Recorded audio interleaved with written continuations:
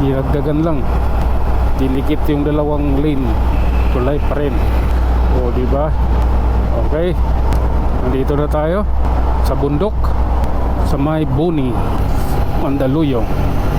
Bundok kung tawagin ko to kasi pag galing ka doon sa Guadalupe, pagdating ng tulay, paakyat kasi ito dito eh, akyatin kasi ito eh, kaya bundok siya.